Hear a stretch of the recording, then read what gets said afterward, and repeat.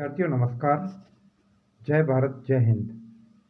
History by captain doctor Rajendra J Man Singh. ऐतिहासिक अध्ययन और अनुसंधान की इस कक्षा में मैं captain doctor Rajendra Rajpurohit, associate professor department of history, government Dungar college Bikaner, आप सभी का स्वागत और अभिनंदन करता हूँ।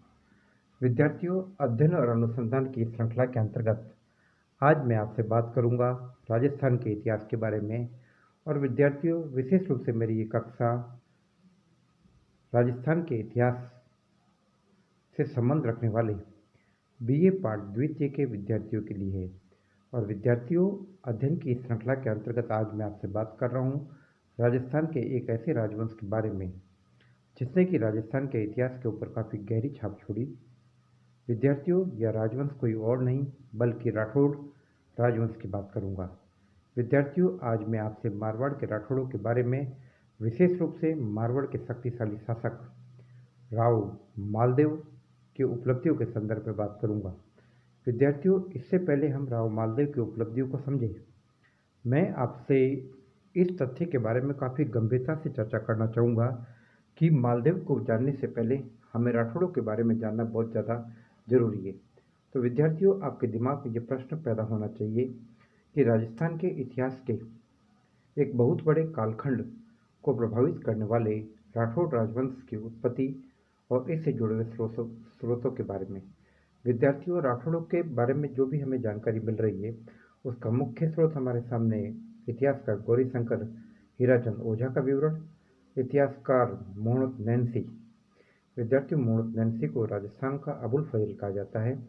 इसके अलावा जोधपुर राज्य की ख्यात मोहम्मद नैन्सी का ग्रंथ मारवाड़ के परगनों की विगत और इतिहासकार गोपीनाथ शर्मा के विवरण और साथ ही साथ कर्नल जेम्स टॉड का annals and the antiquities of the Rajputana. विद्यार्थियों, ये कुछ ऐसे विवरण हैं जो हमें मदद करते हैं राठौड़ इतिहास को जानने में और समझने में। और विद्यार्थियों, अध्ययन और अनुसंधान की इसी श्रृंखला के अंतर्गत मैं आपसे बात करूंगा राठौड़ों की उत्पत्ति के बारे में। विद्यार्थियों, राठौड़ों की उत्पत्ति के बारे में हमारे सामने कुछ विचारधारा है। एक विचारधारा के अनुसार राठौड़ों का संबंध कन्नौज के गैडवाल से था और दूसरी विचारधारा ये कहती है कि मारवाड़ की राठौड़ शाखा का कन्नौज के गढ़वालों से कोई संबंध नहीं है बल्कि इसका संबंध दक्षिणी भारत के राष्ट्रकूटों से है। और साथ ही साथ यह विचारधारा हमें अशोक के अभिलेखों तक भी ले जाती है और ये बताती है कि अशोक के अभिलेखों में जिन रठीकों का उल्लेख है वे रठीक कोई और नहीं बल्कि राठौड़ है। तो विद्यार्थियों, इतिहासकारों की इन परस्पर विविध विचारधाराओं का विश्लेषण, जिसमें कि कर्नल जेम्स टोड जो कि अपने विवरण में ये बताते हैं और उनका आधार है मारवाड़ राज्य की ख्यात और अन्य विवरण। इसके आधार पर कर्नल जेम्स टोड मारवाड़ के राठौड़ों को जयचंद गढ़वाल का वंशज बताते हैं। लेकिन इन कई विरोधी विचारधाराओं के विश्लेषण के उपरांत इतिहासकार गौरीशंकर हीराचंद ओझा ये कहते हैं कि इस बात में कोई संदेह नहीं है कि मारवाड़ के राठौड़ों का कन्नौज के गढ़वालों से कोई संबंध नहीं था। इतिहासकार ओझा का यह कहना है कि कन्नौज के गढ़वाल सूर्यवंशी क्षत्रिय थे जबकि मारवाड़ के राठौड़ चंद्रवंशी क्षत्रिय थे।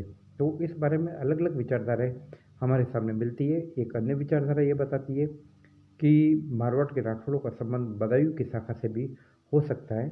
जो भी हो, हमारे सामने जो मोटे तौर पर विवरण मिल रहे हैं उनके अनुसार यदि कर्नल जेम्स टोड के विवरण को सत्य माने तो ये कहा जा सकता है कि 1194 में मोहम्मद गोरी के हाथों जयचंद की पराजय के बाद कन्नौज की गढ़वाल सत्ता का पतन हुआ और उन्हीं में से बरदाई सेन का पौत्र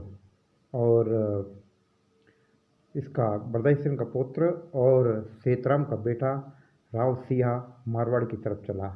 विद्यार्थियों, राव सिंह को मारवाड़ के राठौड़ों का आदि पूर्वज माना जाता है। तो जहाँ तक राव सिंह के मारवाड़ में आगमन की बात है तो लगभग 1215 ईस्वी के आसपास का ये समय माना जाता है।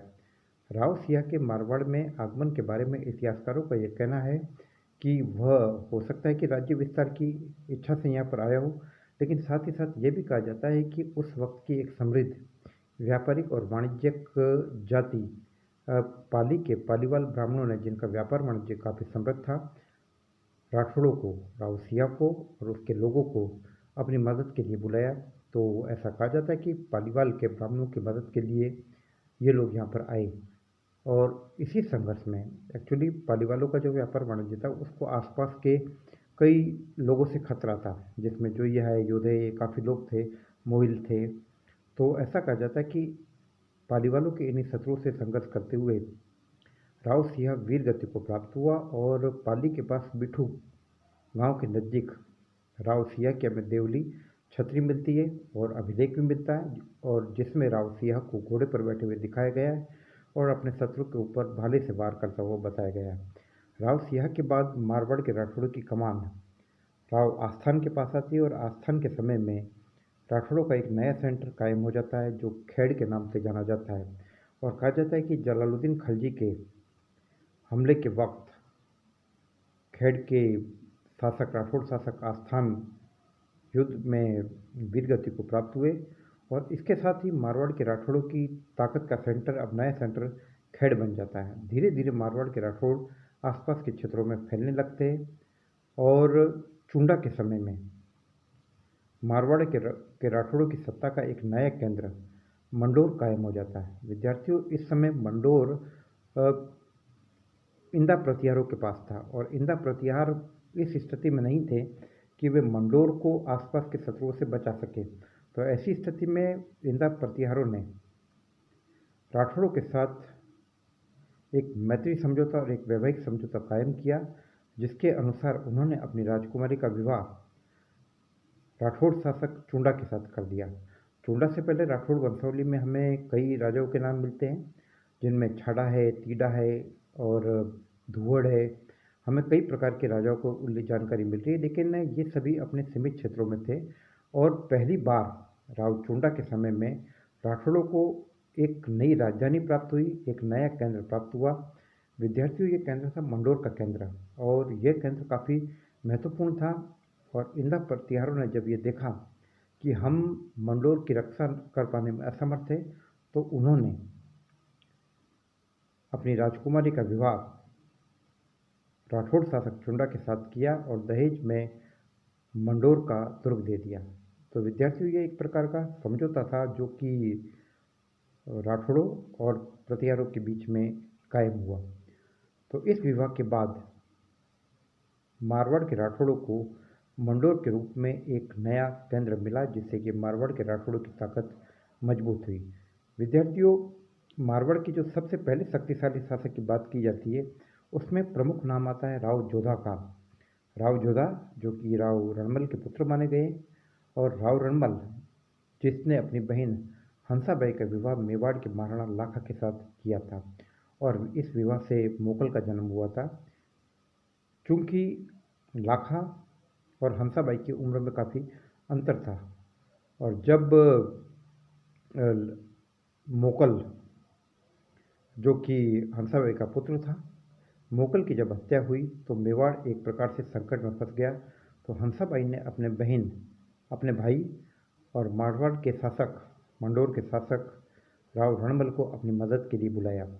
मेवाड़ के इस संकट को देखते हुए, उसका राजनीतिक फायदा उठाते हुए रणमल ने एक प्रकार से मेवाड़ में अपना प्रभुत्व कायम कर लिया, और मेवाड़ के कई थानों पर, कई इलाकों पर उसने अपने राठौड़ों को बिठा दिया।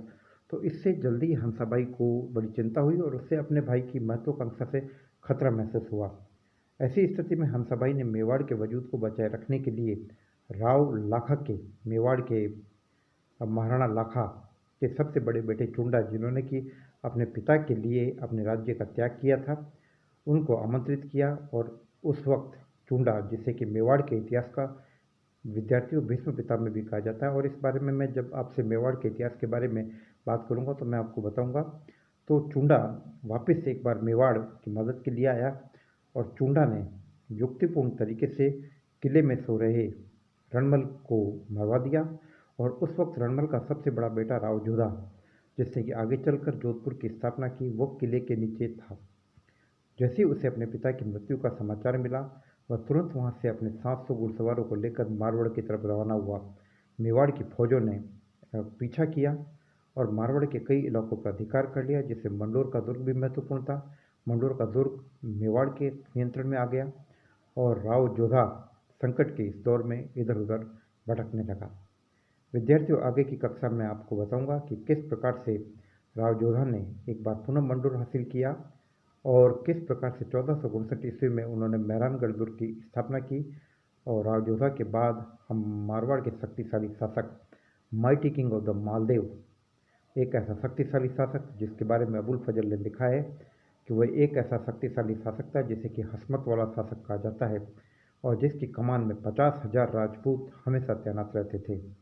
तो उस शक्तिशाली शासक मालदेव के बारे में जानने से पहले विद्यार्थियों, मैं आपको early history of the Rathore के बारे में बता रहा हूँ और पार्ट 1 के अंतर्गत मैंने अभी आपसे चर्चा की। अगली कक्षा में मैं आपसे इससे आगे के बारे में बात करूँगा। जय भारत, जय हिंद।